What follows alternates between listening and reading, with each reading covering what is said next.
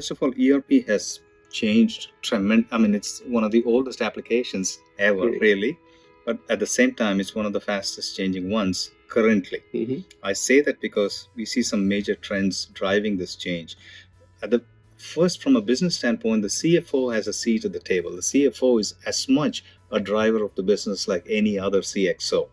And with that, there's some many needs post pandemic, and in fact even before the pandemic, the digital wave had already started.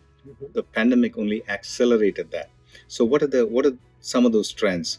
First, when it comes to ERP, you need to have all the information in one place, not stop a business process, go and do something else and come back. I'm thinking analytics when I say that. When you have analytics in context, whether it's a supplier analytics, whether it's financial analytics, whatever be the analytics. So analytics is a big driver. Correct.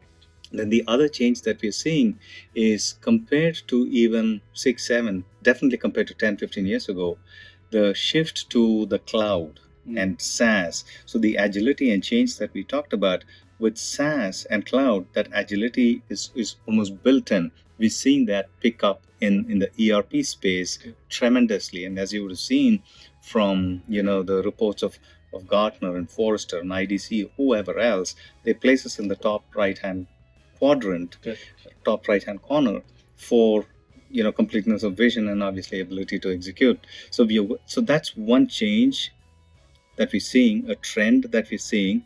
ERP these days there's no such thing as on-premise ERP. Everything is SaaS and cloud-based. Correct. There's analytics built into it, and once you have the ERP standardized across a number of trading partners, whether it's banks, whether it's distribution companies, whether it's manufacturers, all of them running on that.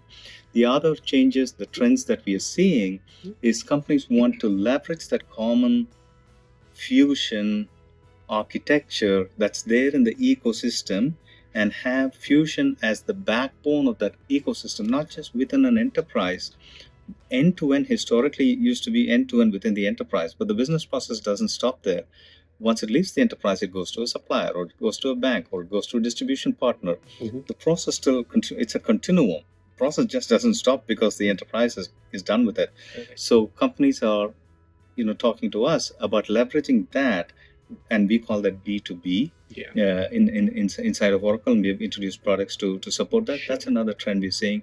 Touchless card transactions, virtual card transactions. If, for example, you're out on a business trip and you use the corporate card, you don't need to go back and create an expense report. Right. It's automatically picked up. So taking ERP to a whole different level, reimagining ERP within the context of an enterprise and within the context of a business ecosystem. Okay. So it's vastly different from the ERP that we're used to, in on-premise days, or what other companies from Europe have been serving all these years.